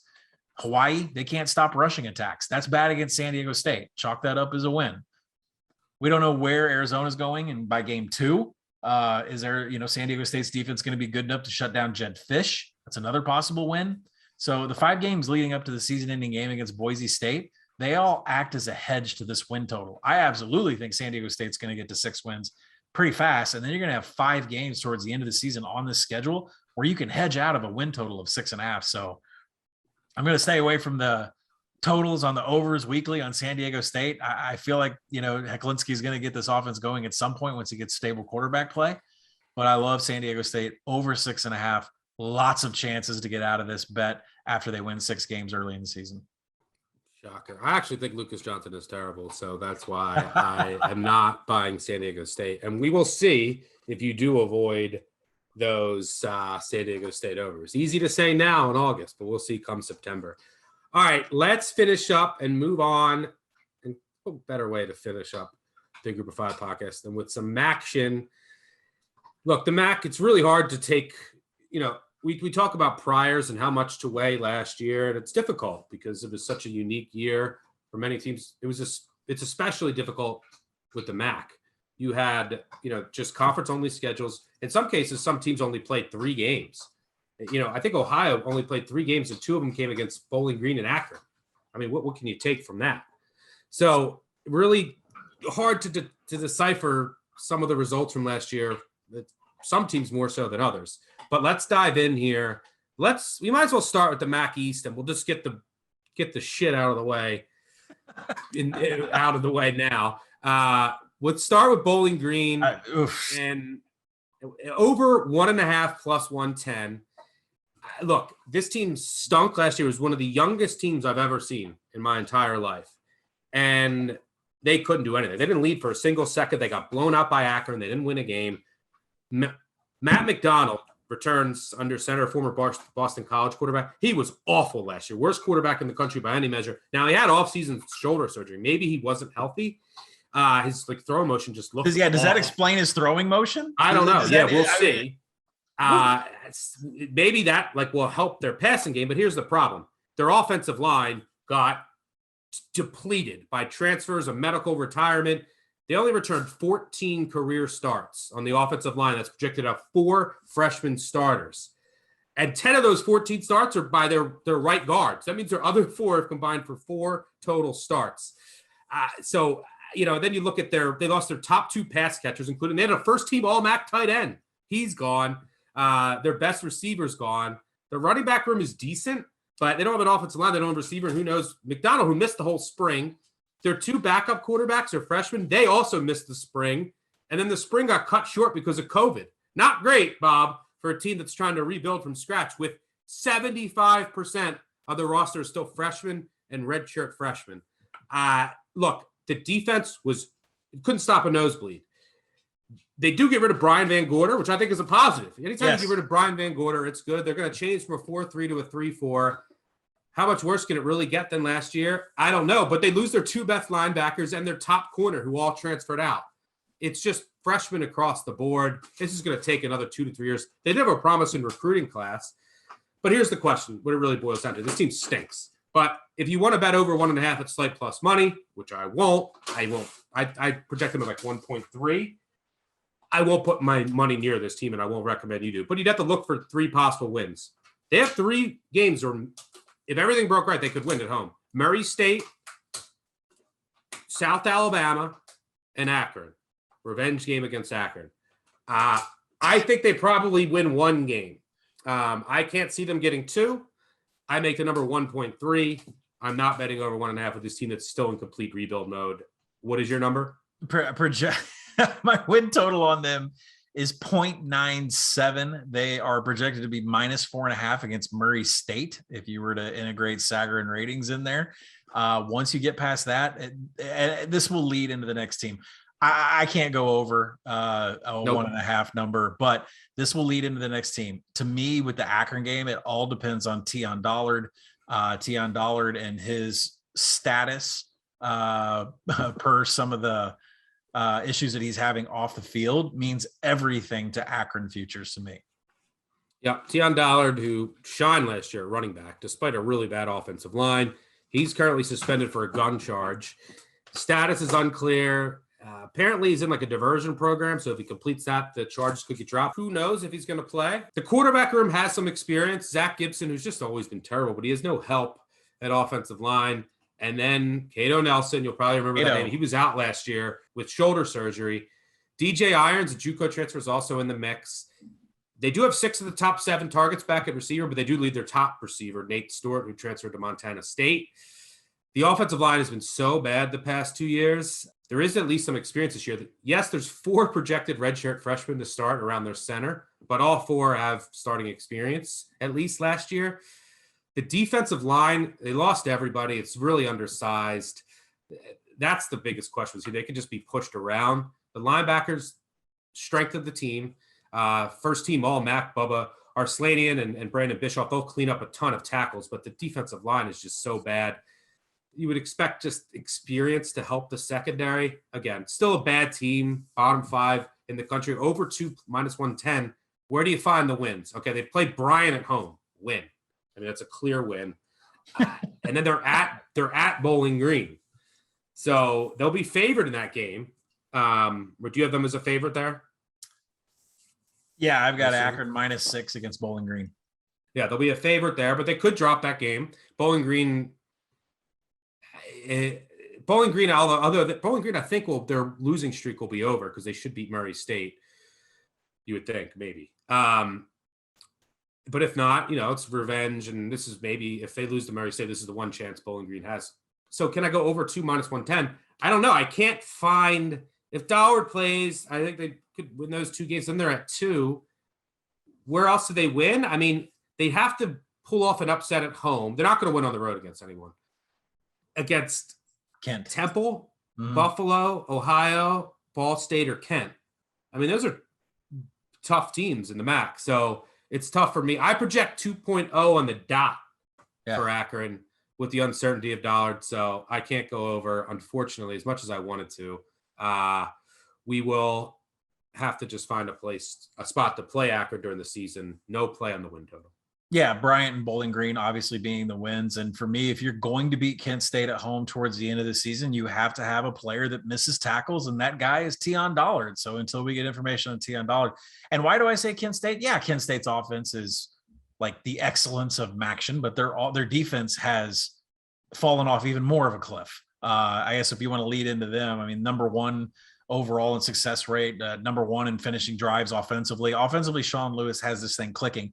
They can't seem to stop anybody from moving the chains and scoring. And it's going to continue to be an issue for Kent State this year. Yeah, I mean, that'll lead into my future. I actually played Kent State 14-1 to win the MAC, and here's my case for it. The win total is only 5.5. They're over 5.5 plus 115. I would lean over there, but I just prefer the upside. And it's not necessarily as much as the upside as it is I'm fading the rest of this division. Right. So if you look at Ohio, Frank Solich left after he's winning as coach in MAC history. Their longtime offensive coordinator takes over, but it just happened in July, leaves the staff kind of scrambling. They also, they lose their 2 best defenders, and they still don't have a quarterback. Right. They have Armani Rogers, the UNLV transfer, and Nathan Rourke. Nathan Rourke underwent offseason shoulder surgery as well, a theme in the MAC.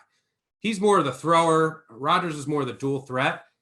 I think Rourke has the edge right now in camp, but they've said they want to use them both. But they have 2 different skill sets, and I hate when teams rotate quarterbacks. New coach, quarterback questions, no thanks. So that's Ohio. That's one of the contenders in the MAC East. Then you move on to Miami of Ohio. Look, Brett Gabbert comes back, who had an amazing 2019 freshman year when they won the conference. They'll get their 2 top backs back from 2019. They really missed them last year in Bester and Shelton. Good receivers. The defense returns 10 starters, really good linebackers, although they do lose their best corner. Corner is a big question. They lost Rugamba. But the defense should be solid. They can get after the quarterback, defend the run. But my question is that offensive line. I mean, that offensive line got gutted, and that's generally been the strength of Miami of Ohio. Look, you have 6'8" left tackle Tommy O'Doyle left for the NFL, got selected by the Bills in the 5th round. You have your stud center, Danny Godlewski. He transferred to Oklahoma State. They have no players who've started over 10 games in their career coming back. So I have questions about that offensive line. And then you move on to Buffalo. In May, the whole staff leaves, and they take 8 to 10 players with them. I mean, you look across the board, you have 3 defensive tackles who transferred, linebacker, corners. They lost their leading receiver. They lost their leading rusher in Jared Patterson. The offensive line. They never win recruiting. Buffalo never wins recruiting in the MAC.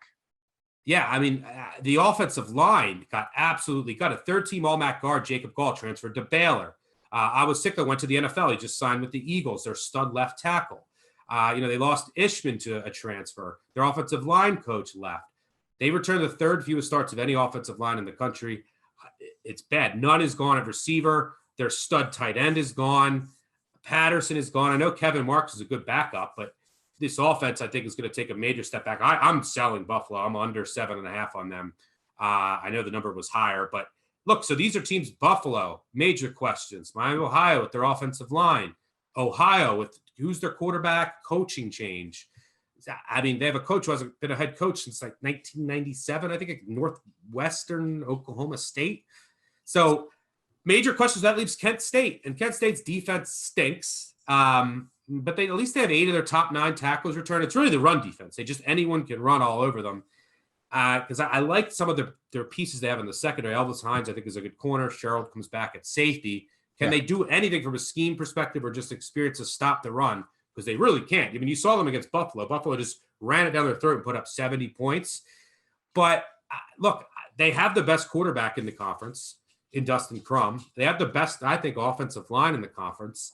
They did lose Isaiah McCoy at receiver, but they still have, Vance went down in the spring, but they have a couple Syracuse transfers who I think will contribute. And Nykeem Johnson, who I think is a stud. Tight end Aaron Hackett as well. So I think that they're fine at receiver. The offense is just a machine at this point. It really doesn't matter who you even plug into this flash fast, aggressive offense with Crum, who can run the ball, you can throw it. I think they're going to be in the mix. And with questions I have with these other teams in the division, I found a 14-1 out there. I'm selling Buffalo. So I'm going under on Buffalo. I bought Kent State 14-1 to win the conference. And those are my only plays in the East. I have 3 in the West, which we'll get to. Any thoughts? Well, Kent State at 14-1 is a great number because when you look at this East Division, which we've labeled as shit, right? I mean, Lance Leipold's gone. He's at Kansas. All players have left, like you mentioned. Frank Solich was everything Ohio, was. It's too bad that he never got his MAC championship. And so Kent State, by default, no defense in this division can keep up with what they do offensively. We're talking number 1 in finishing drives, 9th in line yards, top 10 in almost everything I'm staring at, passing success rate, rushing success rate, top 10. And the thing is nobody in that division can handle that. Then when you look at the schedule, who they pull from the other side, there are some pretty big teams over in the West Division, except Kent State didn't get them. They get to avoid Toledo. They get to avoid Ball State. They get Northern Illinois on the schedule. Those are all positives for Kent State in a whole division that's going through transition with the 2 best teams losing their head coaches from the bottom. Well, we got surgery going on. The quarterback of Bowling Green. We got Tion Dollard. We don't know if he's going to be there for Akron. This is Kent State's division to win. So if you can find a Kent State division number, that's great. But at 14-1, what Stucky's saying is you're going to head into the MAC championship game with a large ticket to hedge on against one of these powerhouses that's going to come out of the West. I love it. Or you let it ride and they win it like we did with Ball State last year, 9-1. The one team you didn't mention, Miami of Ohio, who does have offensive line questions, but they have their coach and a little more stability. Kent State hosts them in the season finale, and that could decide the division at home. So a lot of value in Kent State, I think, at 14. 12-1, I think, is out there too. I wouldn't go much lower than that. All right, let's move over to the West and finish up here. I think the West is a fascinating race. You have Toledo, Western Michigan, Ball State, the defending champs. You can really make cases for all of them. Even Central Michigan, I think it's a little tougher to make cases for Eastern Michigan and especially Northern Illinois. Let's start at the bottom once again, just with Northern Illinois. Look, Ross Bowers left at quarterback. Who's in now? It's Rocky Lombardi, who we hate. So, I mean, the rest of the offense is intact. I mean, Tyrese Ritchie is a good receiver. They do lose a second team All-MAC tight end and Daniel Crawford. And then they bring in a Youngstown transfer. But the rest of the offense is there. But, it's still really young. You want to talk about a team that's young. Thomas Hammock in his 3rd year came from the Baltimore Ravens. You would think that this team has a little more experience. They don't. I mean, 4 of the 5 projected starters are still underclassmen. Everyone on the defensive line, all 4 starters are projected to be freshmen. Look at their linebacking group. DeVoe should come back at middle linebacker. He's missed the past 2 seasons. He's a senior due to injury. If he's healthy, that'll help. Unfortunately, Kyle Pugh their projected senior outside linebacker. He suffered an injury in the spring. He's out. So what's that mean? 2 freshmen are projected on the outside. The secondary started 2 freshmen last year. The entire 2 deep does return, and Jordan Gandy is a pretty good player, but they are going to start 3 freshmen in the secondary. I mean, there are just there's no seniors on this team. Freshmen all over. So I think there are a couple teams, a couple seasons away, and I'm not a Rocky Lombardi fan. Win total's 4. I went under. I paid -125 to go under 4. Here, look, here's their 4 non-conference games in September. At Georgia Tech, that's a loss. At home against Wyoming, that's a loss. At Michigan, that's a loss. Home against Maine. We'll give them 1 and 3. So they start 1 and 3. Here's their road schedule in conference: Toledo, Central Michigan, Kent State, and Buffalo. Don't see any wins there. I know the MAC is unpredictable, but that should be 0 and 4. And then that leaves 4 league home games against Eastern Michigan. Okay, we'll give them a win. Bowling Green. Okay, we'll give them a win. They're at 3. Ball State and Western Michigan. No. So, I mean, I see 3. Yeah, maybe they get to 4. I can't see them sweeping those games to get to 5 wins. So I'm right around projected 3 wins. And I don't like Lombardi, and this team is just so young. They're still a year or 2 away if Hammock wants to get this team back to in bowl contention. I went under 4 on Northern Illinois. Any thoughts there? No, I completely agree. Projection at 3.4. I don't know where they get those wins from, but Thomas Hammock in his 3rd year, 0-6 record last year. 4 of those opponents scored 40 points. Offensive success rate, a real problem. 82nd. They couldn't get anything going by moving the chains. They allowed too many people in the backfield. Defensively, they fell outside the top 100 in defensive success rate. They finished 90th in defensive havoc. Everything is going in the wrong direction for Thomas Hammock. So, we'll see if he can turn it around here with this young roster. But I mean, the schedule is unkind. Rocky Lombardi at quarterback is not the answer. So, no play for me, but there's no way they get to 5 wins. Yeah. All right. Let's move to the top of the conference and try and just pick out who's going to come out of this. Ball State, I wanted to sell, even though I was all in on Ball State last year. I wanted to sell them. I mean, look, I benefited from them financially, and I hope a lot of you did too. But we got fairly lucky. I mean, they were 4-1 in 1 possession games, +9 turnover margin. They just got so many timely stops and turnovers late. I'm just not sure they can duplicate that success. High regression candidate in a lot of those departments. They did end up finishing, and look, they played San Jose State in the bowl game, who was missing a ton of players, but they finished in the top 25. They're trying to get their first back-to-back winning season since 2013. Drew Plitt comes back. They return a ton of production across the board. They do have to replace 1 cornerback, which is something to watch. They lose their star running back, but they didn't have him for a lot of last year. I think they had the best receiving duo in the conference in Hall. And Tyler Hall, I think, is the returning receiving leader in all of FBS. And look, all 5 starters are on the offensive line. It's a story of, look, but they're the hunted, and I don't think that but look, I make the win total 7.5. So the win total was set at 7.5. The market, I thought the market was going to be really high on them after what happened last year, but pretty fair prices across the board. Then you have a Western Michigan team. If you like fireworks, man, this offense can go. I think Elby's one of the most underrated quarterbacks in the country. This is a kid who has a rocket arm, who finished in the top 3, and you name the statistic, he was in the top 3 last year. Adjusted net yards per play, quarterback rating, completion percentage, all of it across the board. They do lose Dwayne Eskridge, who was just a phenomenal talent, but they have so much talent still on the outside, a loaded running back room. The offense is going to score. They're going to put up 40-plus points most games. The question's on the defense. Holly, Fayette up on the defensive line, that's the strength. They can get pressure on opposing quarterback. But the secondary is just gets torched, and they lose all-MAC cornerback Patrick Lupro, who is not playing this year to focus on studies. I think that just means he's academically ineligible. So they're going to have a Pitt transfer comes back from injury. They need him to step up.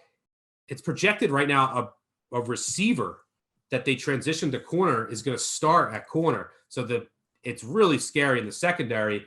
If the defense can improve just a little bit on the back end, this team can win the conference. If not, they're just going to be in these shootouts that are just high variance that can go either way, which we saw with Western Michigan last year. And then you have Toledo, which I think is the most complete team in the conference. They just need to find a quarterback because Eli Peters medically retired.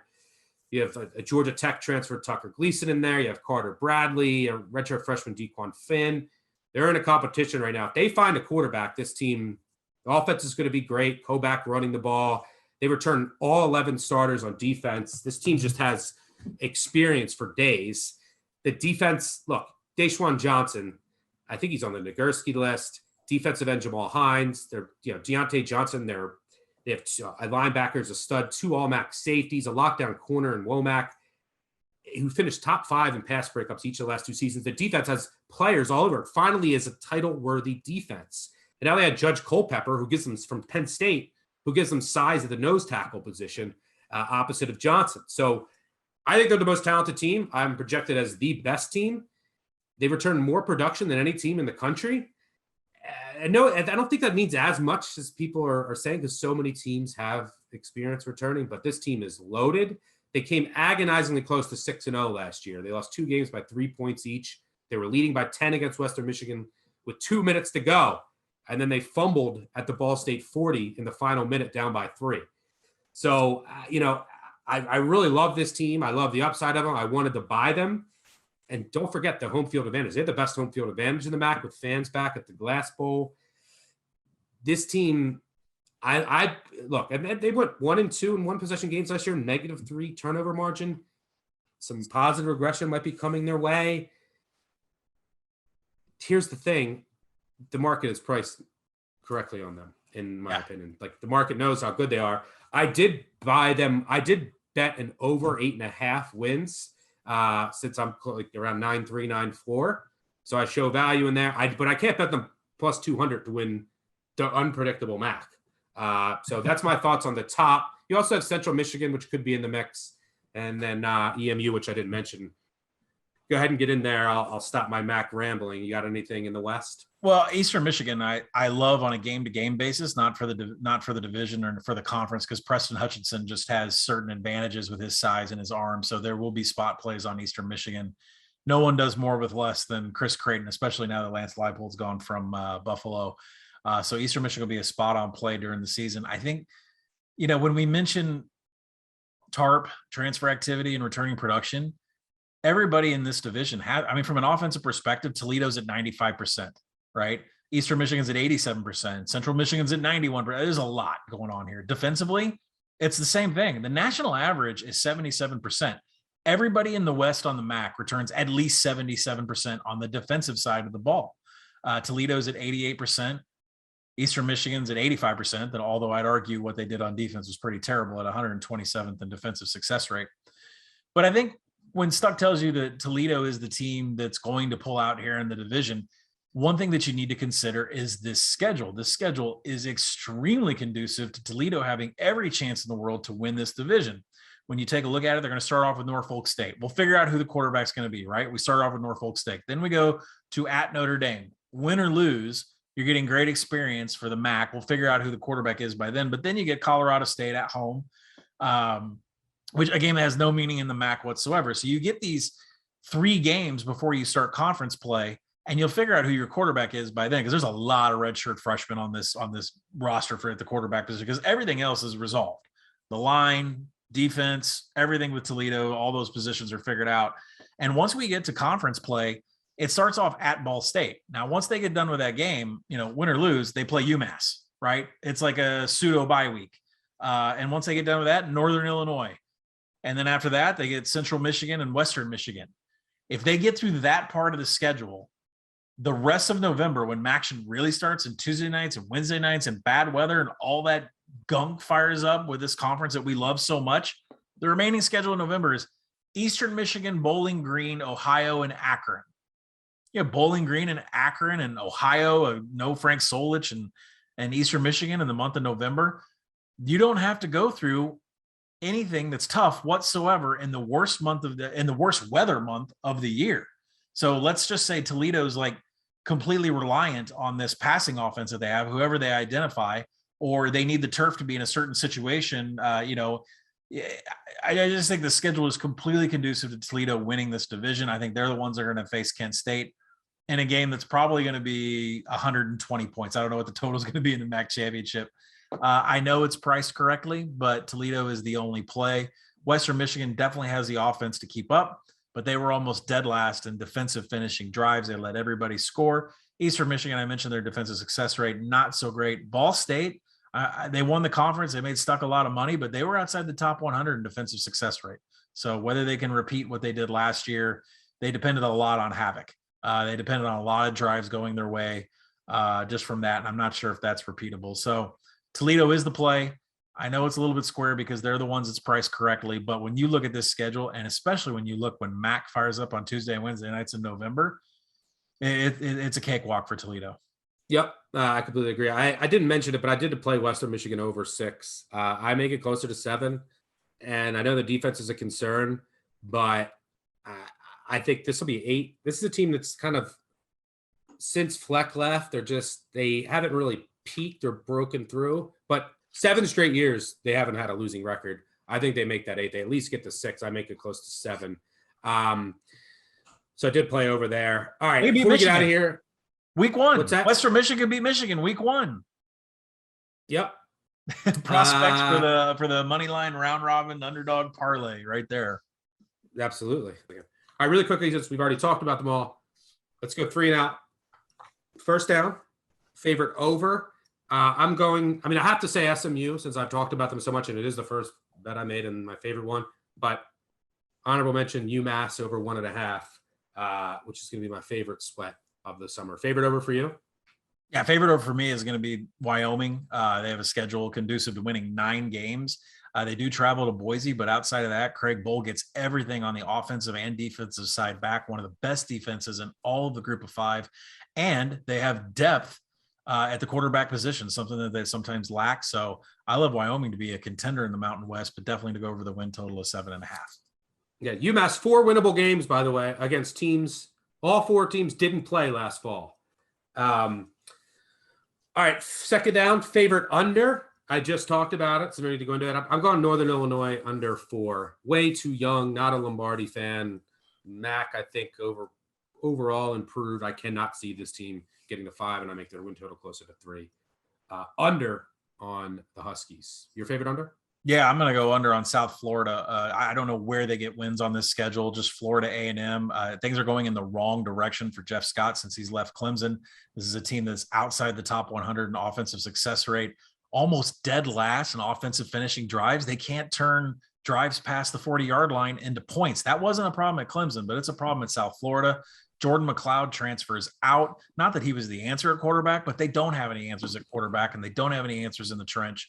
I'm not sure this team even gets to 3 wins. And finally, third down, favorite future. I'll start Nevada 5-1. I think they're the best team in the conference, and they host San Jose State, which I think is ultimately going to decide the division. Yeah, I'll say App State is definitely worth a play at 4-1. That I think is priced just a little bit too high, especially considering that they're mirror images of Coastal Carolina. Both of them have a heavy run attack. Both of them know how to drain clock. App State's defense is a little bit different against the rush, and we'll see. What was a coin flip game last year with a turnover that decided the outcome. Both these teams, Coastal and App, should be priced the same, but they're not. So Appalachian State 4-1, and then let's go Western Kentucky, baby. What number you can find, Zappy. Buy it. Bailey Zappi, Western Kentucky, Hilltoppers, the offense from Houston Baptist. Go check out some of their box scores where they did against Texas Tech, against North Texas. You're going to integrate that where Tyson Helton has already put in a stellar defense that has shown up and beat Power 5 teams like Arkansas. So you're going to get a legitimate, decent defense in Conference USA. You're going to integrate that with what is probably 2 explosive wide receivers, an explosive quarterback, and the coordinator from Houston Baptist coming in. I'm not sure Conference USA is ready for this team. So I'm going to take Western Kentucky. The buy price is down to 7-1. There's plenty of 10-1s out there. Go gobble them up, down to 7-1. There you have it. That is the Group of 5 at Independence college football betting preview. As comprehensive as you will find out there. Shout out to Mike Calabrese for joining us to talk some Fun Belt. Thanks as always to Colin, and thanks to all of you for listening and supporting the podcast. Make sure that you subscribe, rate, review, tell a friend, tell an enemy. Big Bets on Campus podcast. It's our own college football stream now that we're able to have thanks to you, the listeners. I'm off to Key West right now, and then we'll be back on early next week with SEC episodes, and then all of a sudden it's going to be week 0. And we have, if you thought this was a lot, go check out the written content on actionnetwork.com and the Action Network app. Colin has a ton of stuff. I'm going to have a 10,000 word piece that will be out probably when you're listening to this on all of my favorite futures, and a 10,000 word piece on my Mac manifesto. So all that'll be out in the app if you need the written form. Appreciate all of you listening, and we'll catch y'all next week. Cheers. Peace out.